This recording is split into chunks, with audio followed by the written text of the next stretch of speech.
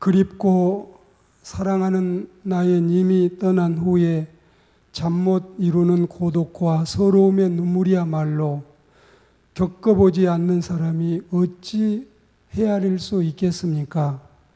그런 고로 젊은 베르테르의 슬픔이라는 실연당한 한 청년 괴테의 책을 읽고 수많은 실연자가 목숨을 끊었다는 일화도 있습니다. 이토록 사랑하는 나의 님이 떠난 후에는 삶의 취미와 모든 일손과 생의 의욕마저 잃게 되는 하염없는 눈물과 고독이 있습니다.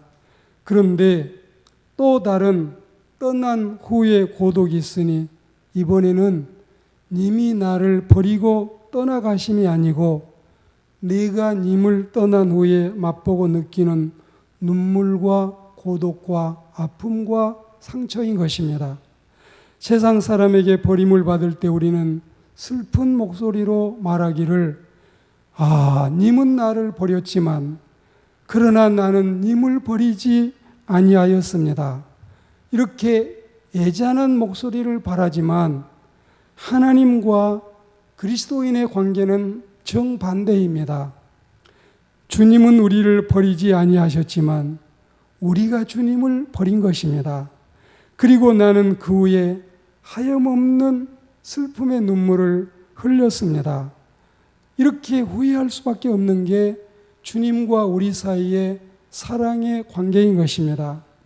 일찍이 하나님은 다른 민족을 위하심이 아니라 이스라엘 백성들을 위하시고 이스라엘 백성들을 선민으로 부르셨는데 그 선민들은 미미한 족속이고 다른 민족보다 더 적은 약소국가이고 또 세상에서 드러나 보이지 않는 작은 민족이었기 때문에 주님은 아끼고 돌보시고 사랑하셨습니다.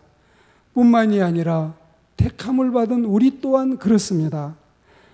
그리고 하나님께서는 그들로 하여금 하나님을 찬양하며 믿음으로 살도록 여러 말씀으로 권면을 하셨고 우리에게도 하나님께서 수많은 말씀을 주시면서 우리가 주님 말씀대로 살고 끝까지 주님의 사랑을 거절하지 않기를 원하셨지만 그러나 하나님의 선민들이 이 일의 실증을 느끼고 하나님을 버리고 하나님이 아닌 다른 모조품 신들을 섬기고 거짓 신들을 사랑하기 시작했고 우리 또한 신앙생활의 변덕과 권태를 느껴서 하나님을 저버리고 하나님의 품을 떠나서 세상이 그리워서 세상의 향락과 오락과 연락을 즐기기 위해서 우리는 주님을 박차고 떠나갔습니다. 어떤 심리학자는 말하기를 인간에게는 탈출 본능과 즉 이탈 본능이 있다고 말하고 있습니다. 현재 그대로의 생활에서 이탈해 보려는 마음이 있는가 하면 또한 정상적인 가정이나 직장으로부터 벗어나려는 심리가 인간에게는 있다는 것입니다. 그래서 인간은 피서니 낚시니 휴가니 등산이니 캠프니 여행을 떠나갑니다. 그것이 발전하면 하나님의 사랑과 안전한 보호와 하나님의 섭리로부터서 이탈해 가고 타락으로 행동이 더 진행되는 것을 우리는 경험하게 됩니다. 요즘 같은 피서철이 오면 사람들은 평안한 집을 떠나서 산이나 강이나 바다를 찾아갑니다. 대개 피서에 다녀온 사람들이 말하는 이야기를 들어보면 사람들 등살에 피서는 고사하고 고생만 실컷 하고 왔다. 혹은 발을 담글 물조차도 없을 만큼 사람들이 인산인해를 이루어서 고생만 원없이 했다. 밤새 모기가 물고 밥은 새카맣게 타고 시큼한 김치밖에는 없었다. 이렇게 사람들은 투덜거리면서도 그 집을 다시 그리워서 돌아오지만 집에 오면 또다시 떠나가고 싶은 인간의 심리를 우리가 볼 수가 있습니다.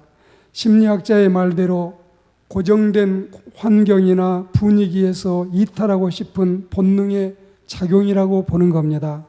사람이라고 하는 것은 집에 있으면 떠나가고 싶고, 떠나가면 집이 그립고, 또 집에 오면 밖이 그립고, 밖에 나가면 다시 집이 그립고. 그래서 여러분, 밖에 나가면 별이 4개, 5개 있는 호텔이 있고, 4성 호텔, 5성 호텔, 어떤 경우에는 7성 호텔까지 이야기하지만, 그렇게 생각한다면 내 집이야말로 8성 호텔, 9성 호텔인데도 인간은 끊임없이 별 8개, 9개 내 집을 두고 별 3개, 4개짜리 호텔을 그리워하는 모습을 우습게 우리는 보고 있는 겁니다. 이스라엘 백성의 경우에 하나님이 그들에게 섭섭하게 대하셨다든지 하나님의 사랑이 어떤 변질이 와서가 아니라 순전히 악마의 꾀임과 또한 이탈 본능으로 유혹에 빠져서 하나님을 저버리고 우상을 자기 하나님이라고 섬기기 시작을 합니다. 그리고 그들은 마침내 하나님을 떠났습니다. 보찜을 짊어지고 하나님을 떠나서 세상에 나가서 보니 멀리 갔더니 정처 없고 외롭고 고독하고 방황하고 다시 아버지 품을 그리워하는 신세로 전락하게 되는 것입니다. 우리가 이 호세아서 오늘은 11장 말씀 속에서 봉독했지만, 그러나 여러분 14절에 가면 1절에는 하나님께서 그들이 엎드러졌다, 그 다음에 14장 3절에는 그들이 고아가 되었다고 단언하고 계십니다. 고아라고 하는 것이 누구냐? 이 고아는 엎드러져도 일으켜줄 자가 없는 사람이 바로 고아인 것입니다. 고아의 슬픔은, 고아의 아픔은, 고아의 불행은, 고아의 비극은 바로 여기에 있습니다. 엎드러져도 일으켜줄 자가 없는, 부모가 없으니 여러분 일으켜줄 자가 없는 아이가 바로 고아인 것처럼, 하나님의 품을 떠나서 그들이 엎드러졌을 때에, 하나님의 품을 떠나서 고아가 됐을 때에 그들을 일으켜줄 자가 없어서 그들은 불행하고 슬펐던 것입니다. 오늘 호세아 11장 본문 1절 2절에 보시면 하나님께서는 이스라엘을 어릴 때부터서 사랑하시고 양육하시고 보호해 주셨지만, 이스라엘이 그 사랑을 배반하고 거역하고 이방신들을 섬기고 장난감에 불과한 사람이 만든 수공물 모조품을 섬기고, 그리고 그것을 의지하고 오히려 그들을 향해서 복을 달라고 예언하니 하나님께서는 얼마나 이들이 가련하고 안타깝게 여겨지시겠습니까?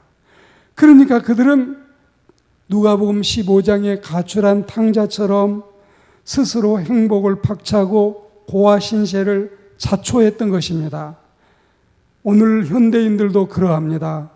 하나님의 사랑에는 한 번도 변함이 없지만, 하나님은 우리를 싫어하신 적이 없지만, 인간 편에서, 우리 편에서 변덕이 생기고 우리가 하나님을 배반하고 우리가 주님을 버리고 우리가 스스로 하나님의 품을 떠나서 세상을 그리워 떠나갔던 것입니다. 대만은 이 세상을 사랑하여 사도를 버리고 떠나갔던 것처럼 우리는 하나님의 품을 버리고 신라의 달밤처럼 신나고 즐거울 줄 알았지만 하나님을 떠나보니 그러하지 못했던 것을 우리는 고백하게 됩니다. 사랑하는 그리스도인 여러분, 하나님은 우리를 변함없이 사랑하십니다. 그러나 변덕이 심한 우리는 늘 주님을 배반하고 있습니다. 이것이 인간의 불행인 것입니다. 어찌하여 하나님의 복되고 안전한 품을 싫어하는지 알다가도 모를 일입니다. 물을 떠나서 고기가 살 수 없음을 우리는 분명히 알고 있습니다. 혹시 그 물고기가 살 수 있다고 해도 하나님의 품을 떠난 우리 인생은, 예수님을 떠난 심령은 결코 살지 못합니다.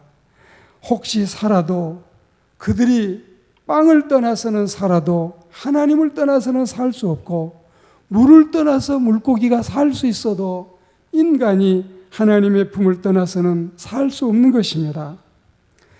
고아가 되기 전까지는 하나님의 보호 속에 살기 때문에 넘어질 이유도 없었지만, 설령 만에 하나 넘어진다 손치더라도 하나님이 강하신 능력의 오른팔로 다시 붙잡아서 일으켜 주시기 때문에, 다시 세워주시기 때문에 다시 우리는 우뚝 설 수가 있었지만, 그러나 그들은 일으켜줄 하나님이 계시지 않아서 고독하고 외로웠던 것입니다.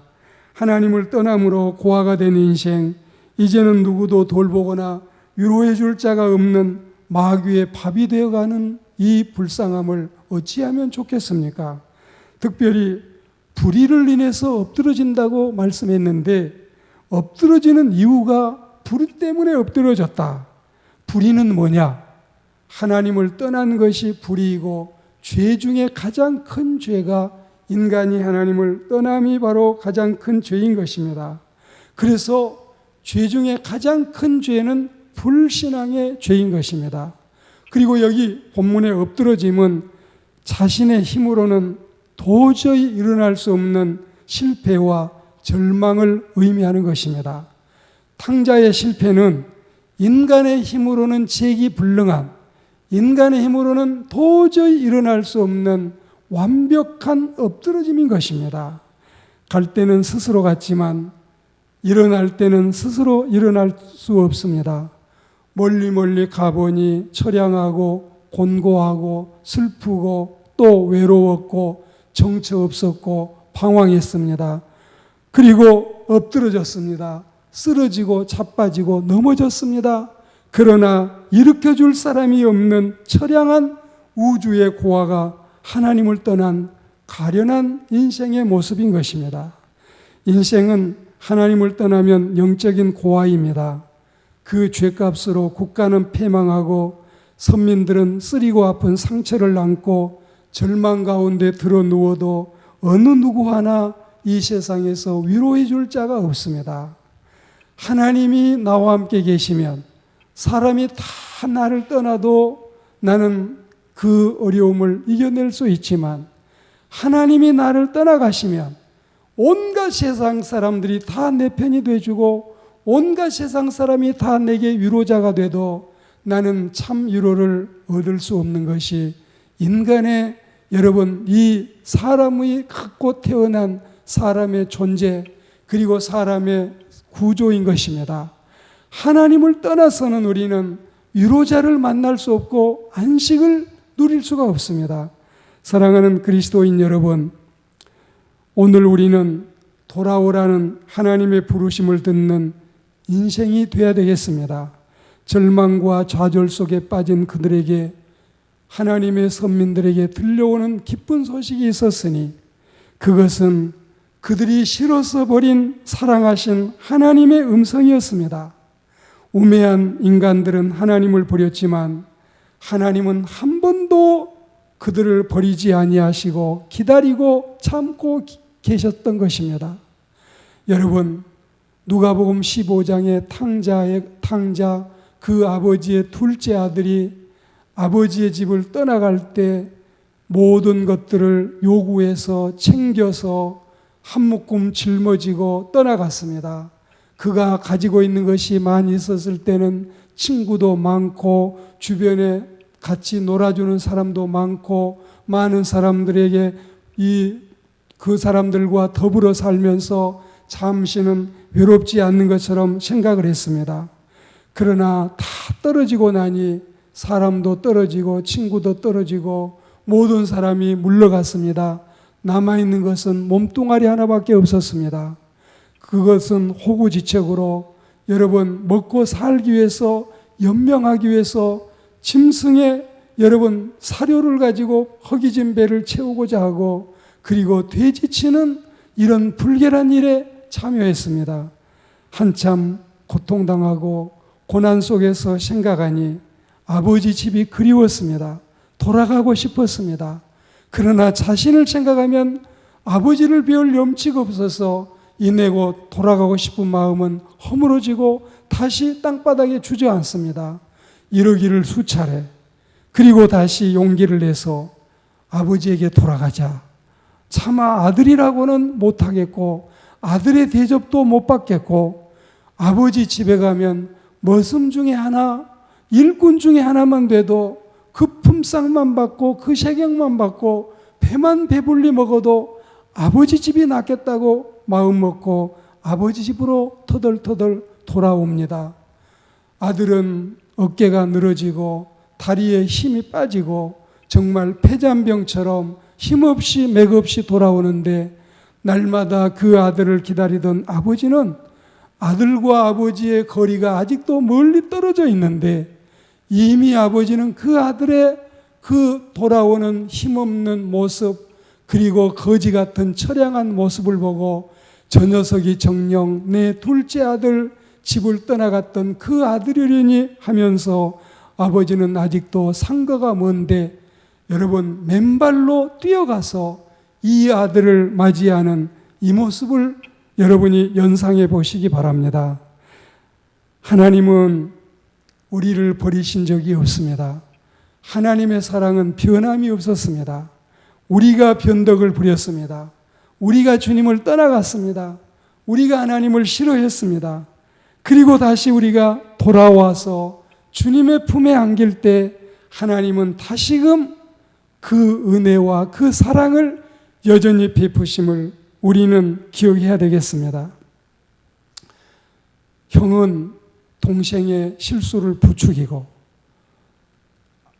창기와 함께 아버지의 재산을 먹었다고, 그리고 또한 거지로 돌아왔다고, 그리고 또한 돌아올 수 없는 자식이 돌아왔는데 풍악은 왜 울리며 살찐 송아지는 왜 잡으며 왜 우리 집에서는 잔치를 벌리느냐고 원망했지만 아버지는 큰아들의 입을 막으며 그만두라, 더 이상 말하지 말아라. 이 아들은 잃었다가 다시 찾았다. 죽은 아들을 다시 얻었다. 손에 가락지를 끼워라. 발에 새 신발을 신겨라. 옷을 새 옷을 입혀라. 살찐 송아지를 잡아서 춤추고 노래하며 잔치하자. 이게 아버지의 사랑이 아니고 무엇이겠습니까? 누가복음 15장 24절에 보시면 이 내 아들은 죽었다가 다시 살았고 잃었다가 다시 얻었노라고 그 기쁨을 아버지는 표현하고 있습니다. 집 나간 이스라엘아, 험하고 사나운 골짜기에서 내게로 돌아오라고 하나님은 부르십니다. 뿐만이 아니라 오늘날 하나님을 잘 믿다가 신앙생활 잘하다가 하나님의 품을 떠나서 변태와 권태를 느끼고 변덕을 부리고 하나님을 떠나간 인생을 주님은 오늘도 부르고 계십니다. 제 발로 걸어나간 인생이 무슨 염치로 돌아오랴.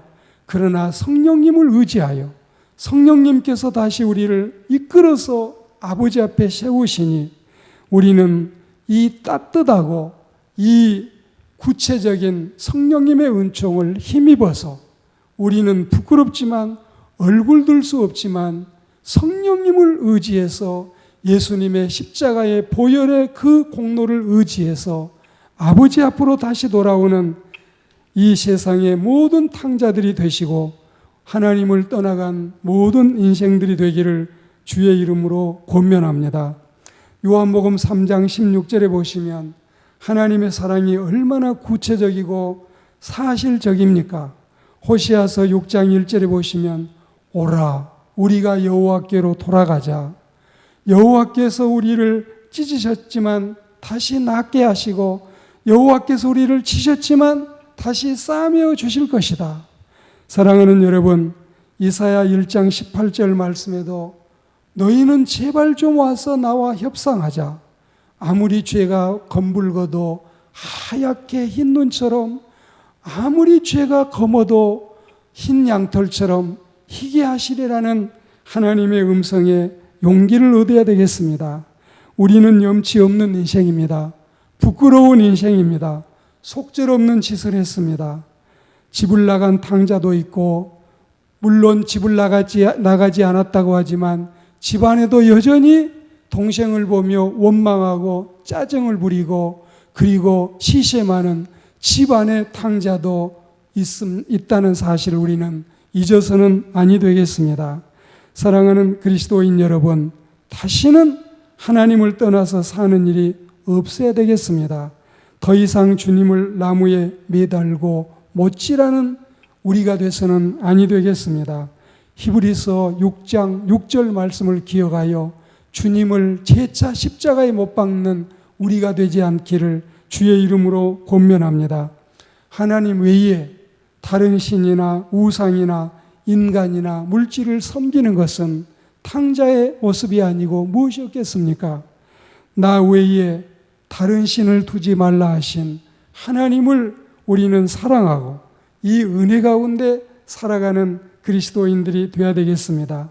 나 이제 주님의 새 생명 얻은 몸이니 믿음과 소망과 그리고 사랑 가운데서 이제는 더 이상 주님의 품을 떠나서 세상의 품을 그리워하지 않는, 이제 세상에 가서 살아보니 겪어보니 그곳에 가서 우리가 지내보니 아버지의 품이 가장 좋았더라는, 아버지 품같이 넓은 품도 없고 아버지 품같이 사랑스러운 품도 없고 하나님의 품같이 포근한, 정말 가시미로운 이불보다도 더 포근한 품이 세상에는 없다는 사실을 절절히 경험했으니, 사랑하는 집을 나간 탕자들이여, 하나님 앞에 돌아와서 믿음으로 살아가고 이 믿음의 삶이 가장 행복한 삶임을 찬미하고 노래하며 나가는 주의 백성들이 되기를 주의 이름으로 축복합니다.